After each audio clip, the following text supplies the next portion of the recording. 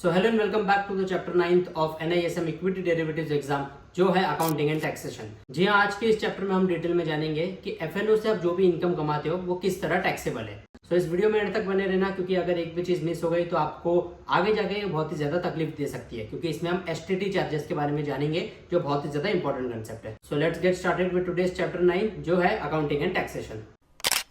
तो आज का जो सेशन हम पढ़ेंगे वो शॉर्ट नोट से नहीं पढ़ाऊंगा मैं आपको। शॉर्ट नोट्स तो आपको मैंने नीचे डिस्क्रिप्शन में प्रोवाइड किए, उसको आप वहां से डाउनलोड कर लेना। लेकिन इसके साथ में मैंने आपको डिस्क्रिप्शन में और 2 इंपॉर्टेंट लिंक्स दिए, उसको भी जाके इन डिटेल पढ़ लेना, क्योंकि आज का जो मैं चैप्टर कवर कर रहा हूँ ना वो ये दोनों की मदद से कर रहा हूँ। कि जो पहली लिंक है वो है ICICI का पेज, जहाँ पे उन्होंने FNO के ऊपर जो टैक्सेशन है उसको इन डिटेल इन ब्रीफ समझाया हुआ है, तो मैं उसकी हेल्प से आपको पढ़ाऊंगा। और दूसरी लिंक है वो है STT रेट्स की, which is of Bajaj Finserv, क्योंकि STT रेट्स क्या होते हैं, सिक्योरिटी ट्रांजैक्शन टैक्स, तो ये किस तरह लगता है वो हम डिटेल में जानेंगे। तो शॉर्ट नोट्स को डाउनलोड कर लेना, लेकिन जो मैंने डिस्क्रिप्शन में इंपॉर्टेंट लिंक्स दिए उनको एक बार डिटेल में देख लेना, ताकि आपको एक क्लियर अंडरस्टैंडिंग हो जाए। तो चलिए पहले देख लेते हैं कि how taxation works in FNO trading. तो सबसे पहले FNO ट्रेडिंग के टैक्सेशन पर्पस के लिए आपको FNO का टर्नओवर देखना पड़ता है। टर्नओवर यानी कि आपने टोटल कितने वैल्यू का ट्रेड किया है। अब वो एक पर्टिकुलर फाइनेंशियल ईयर में, जैसे 1 अप्रैल टू 31 मार्च, ये जो एक साल है पूरा 365 डेज, इसके अंदर आपने कितने दिन ट्रेडिंग की है। अब फ्यूचर्स के अंदर की, ऑप्शंस के अंदर की, वो आपको डिटेल आपका जो ट्रेड बुक है ना उसके अंदर मिल जाता है, that all the transactions you have done. और उसके बाद आपका FNO का टर्नओवर निकालना पड़ता है। टर्नओवर का मतलब क्या है कि टोटल आपने कितने वैल्यू का ट्रेड किया है। अब ये कैसे निकालते हैं चलिए जान लेते हैं। तो यहाँ पर ICICI की साइट पे ना बहुत ही एकदम इजी वर्ड्स में इसको समझाया गया है कि टर्नओवर का बेसिक कैलकुलेशन होता कैसे। तो समझो आपने फॉलोइंग ट्रेड्स लिए, एक अपना FNO का टर्नओवर कैलकुलेट करने के लिए ये 4 एग्जांपल इन्होंने लिए। कि समझो एक बंदा है, एक इंडिविजुअल पर्सन है, XYZ आदमी है, जिसने साल भर में चारों ट्रेड्स किए और ये चारों ट्रेड्स के ऊपर से उसको अपनी टैक्स लायबिलिटी निकालनी है। तो कैसे निकालेगा, तो समझो उसने फ्यूचर्स के अंदर ट्रेड किया है, निफ्टी का फ्यूचर बाय किया 10,000 पे और 10,200 पे सेल किया। एक लॉट इन लोग ने 75 यूनिट्स का पकड़ा है। फिर उसने बैंक निफ्टी का फ्यूचर्स खरीदा, जहाँ पे उसने 20,000 में खरीदा और 19,500 में बेचा। यहाँ पे एक लॉट 25 का है। फिर उसने ऑप्शन के अंदर क्या किया, एक निफ्टी का कॉल ऑप्शन बाय किया जिसका प्रीमियम था 100 रुपए और 120 पे सेल किया। 75 का एक लॉट है बराबर।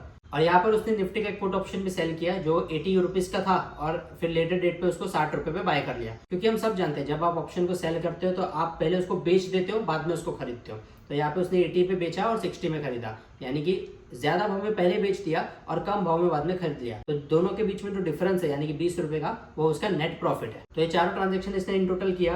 तो अभी इसमें इसकी वैल्यू कितनी निकल के आ रही है, तो यहाँ पर इसने जो पहला ट्रेड किया यानी निफ्टी का जो फ्यूचर्स है उसको 10,000 पे खरीद के 10,200 पे सेल किया। 75 का एक लॉट है उसके हिसाब से, तो टोटल इसका 15,000 का प्रॉफिट हो गया, आप स्क्रीन पे देख सकते हो। फिर सेकंड ट्रेड में क्या हुआ, इसको लॉस हो गया, क्योंकि इसने जो फ्यूचर्स है बैंक निफ्टी का उसको 20,000 पे खरीदा और 19,500 पे बेचा। तो यहाँ पे 500 का इसका लॉस हो गया और लॉट साइज है 25 का, तो 500 इंटू 25 टोटल इसका 12,500 का लॉस हो गया।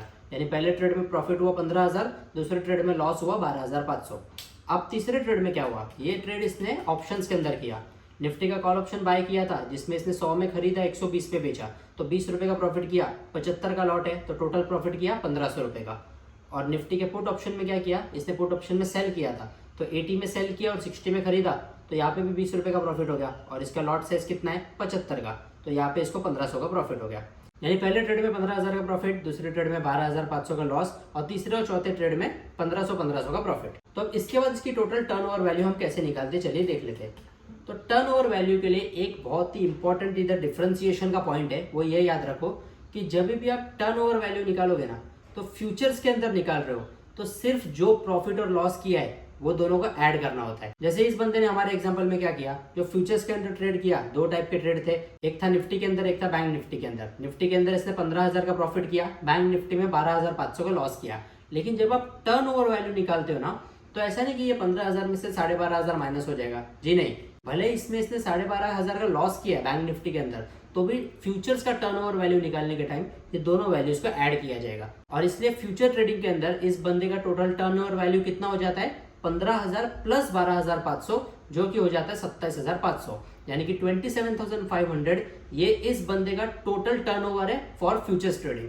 यानी यहाँ पे सिर्फ प्रॉफिट्स एंड लॉसेस जो आपने कमाए हैं ना उसको देखा जाता है, जो मुद्दल आपने इन्वेस्ट की थी उसको नहीं। फिर भले जो भी आपने ट्रांजैक्शंस किए उसमें सब में आपको लॉस हुआ है या सब में आपको प्रॉफिट हुआ है वो मैटर नहीं करता। जो भी इंडिविजुअल लॉस और प्रॉफिट्स की वैल्यू है वो इन टोटल सबको ऐड करने का और टोटल टर्नओवर वैल्यू निकाल देने का इन futures trading for the purpose of tax liability, क्योंकि इसी से हमको पता चलेगा ना कि कितना टैक्स भरना है। अगर आपको टैक्स भरने की अमाउंट ही नहीं पता है तो आप टैक्स कैलकुलेट किस पे करोगे। सो this is the base amount, यानी कि ये अमाउंट पे टैक्स कैलकुलेट हो सकता है। तो ये तो एक पार्ट हो गया यानी कि फ्यूचर्स ट्रेडिंग के अंदर। अब ऑप्शन ट्रेडिंग के अंदर क्या होता है, ऑप्शन में सिर्फ प्रॉफिट एंड लॉस को कैलकुलेट नहीं किया जाता।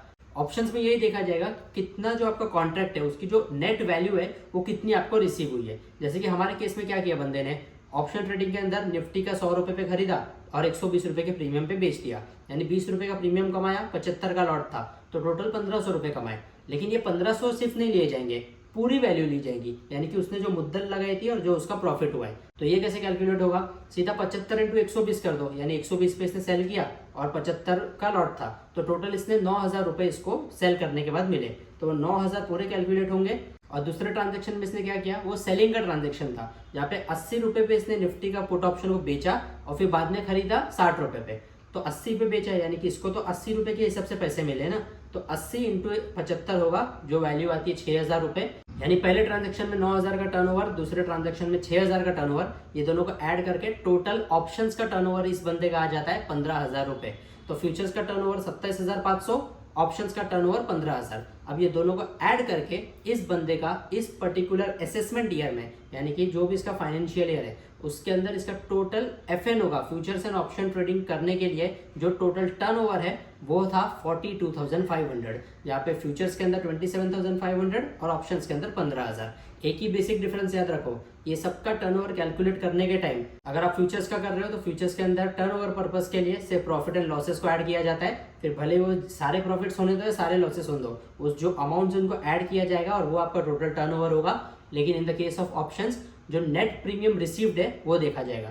तो ये सब अभी आपको बोरिंग लग रहा होगा, लेकिन कल को जो आप टैक्सेशन में काम करोगे तो ये कंसेप्ट्स बहुत ही ज्यादा बेसिक लेवल के, तो ये तो आपको आना ही चाहिए। और एग्जाम पॉइंट ऑफ व्यू से भी ये सब इंपॉर्टेंट है, क्योंकि ये सब आपको एमसीक्यूज में पूछेंगे कि ये टर्नओवर किस तरह होता है, तो इसके नोट्स बनाते रहो। और अगर कोई भी डाउट है तो please ask me in the comment section. तो बस एक बार टर्नओवर अभी कैलकुलेट हो गया हमारे हिसाब से, कितना टर्नओवर आया इसका, यहाँ पे देखो टेबल के अंदर दिया है, टोटल टर्नओवर कितना है 42500। अब इस पे इसका जो इनकम टैक्स स्लैब है उसके हिसाब से चार्ज होगा, क्योंकि एफएनओ ट्रेडिंग को गवर्नमेंट किस तरह चार्ज करती है, एज बिजनेस इनकम, ये आपकी बिजनेस इनकम है। तो जैसे आप अपना normal income tax return file करते हो उसमें इस इनकम को एफएनओ को आप जो ये एफएनओ टर्नओवर आया है 42500, इसको एज बिजनेस इनकम दिखा सकते हो। और आपका जो एप्लीकेबल टैक्स रेट है, जो टैक्स स्लैब है, उसके हिसाब से आपका सीए आपको रिटर्न फाइल करने के टाइम उतना टैक्स चार्ज करेगा। अब देखो ये लॉस चेंज होते रहते हैं, टैक्सेशन के रूल्स है वो चेंज होते रहते हैं, क्योंकि अभी रिसेंटली ये बात चल रही है कि जो सेबी है वो एफएनओ को लेके बहुत ही ज्यादा कॉशियस हो गई है, जिस पर ऑलरेडी मैंने एक डिटेल वीडियो बना दिया, आप जाके देख सकते हो।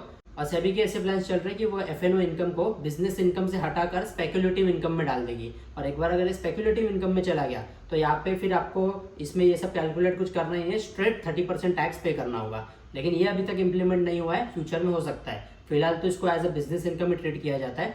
और अगर एफएनओ ट्रेडिंग में आपको समझो जो टोटल टर्नओवर आ रहा है उसमें आपका कोई इनकम है नहीं, सब लॉसेस है, तो वो लॉसेस को आप अपना रिटर्न फाइल करने के टाइम आपके प्रॉफिट से एडजस्ट कर सकते हो, या फिर आपके लॉसेस आपके प्रॉफिट से ज्यादा है तो वो जो अनएब्सॉर्ब लॉसेस है ना, जो एक्स्ट्रा लॉसेस है, वो आप 8 साल तक आगे कैरी फॉरवर्ड कर सकते हो। तो ये रूल्स याद रखो, ये सब बेसिक चीज है लेकिन एग्जाम में आपको पूछ सकते हैं। So this is how taxation works on F N O trading. अब बात करते हैं एसटीटी चार्जेस की। So STT stands for securities transaction tax. ये होता क्या है? The STT is tax imposed on the purchase and sale of equity shares, equity-oriented mutual funds, and derivatives, that is futures and options, traded on recognized stock exchange in India. This tax is imposed on both the buyer and seller of securities and is calculated as a percentage of the transaction value. यानी जो भी transaction आप recognized stock exchange के ऊपर कर रहे हो ना, उसकी पूरे ट्रांजेक्शन वैल्यू का कुछ एकदम छोटा सा परसेंटेज आपको चार्ज किया जाता है एज अ एसटीटी।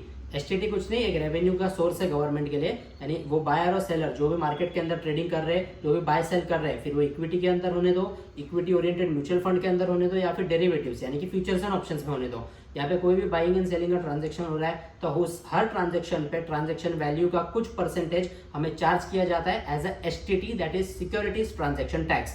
अब ये एक्सचेंज कलेक्ट करता है हमारे से, बायर एंड सेलर से, और अल्टीमेटली एक्सचेंज ये गवर्नमेंट को पे करता है। इसमें एक्सचेंज का कोई कमाई नहीं है, ये गवर्नमेंट चार्ज करती है एसटीटी, जो हम बायर सेलर को भरना पड़ता है। और the buying and selling of the equity derivatives, यानी फ्यूचर्स ऑप्शंस में भी कोई भी ट्रेड कर रहे हो तो उस हर ट्रेड पे आप नीचे जाके पढ़ा करो जो एप्लीकेबल चार्जेस है उसके अंदर एसटीटी मेंशन होता है वो कितना है। तो अब हर कैटेगरी के लिए एसटीटी अलग है, तो यहाँ पे दिया हुआ है the tax rates for STT in India very depend on the type of securities and nature of transaction.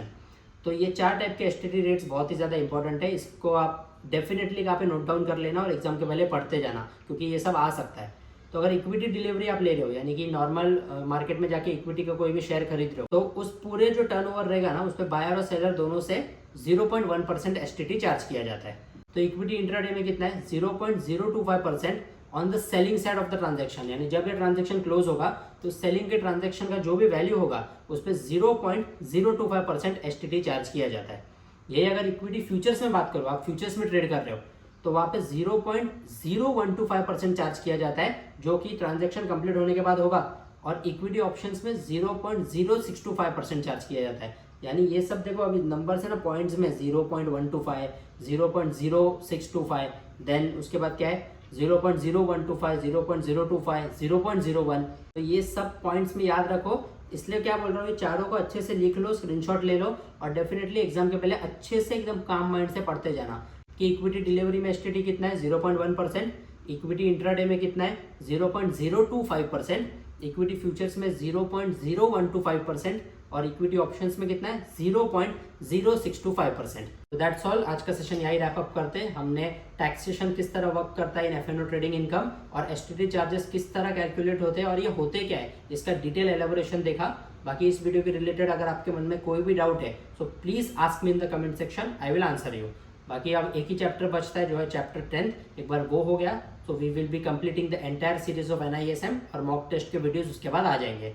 सो बस हंसते रहो, खुश रहो और अच्छे से पढ़ाई करो, अच्छे से एग्जाम पास करना, माँ बाप का नाम रोशन करो। और बाकी ये वीडियो की इन्फॉर्मेशन पसंद आई हो तो आपके भाई की वीडियो को लाइक कर दो, शेयर कर दो और ऐसे इन्फॉर्मेटिव और वैल्यूएबल कंटेंट के लिए चैनल को प्लीज सब्सक्राइब कर देना। This is Mohit Lamba signing of.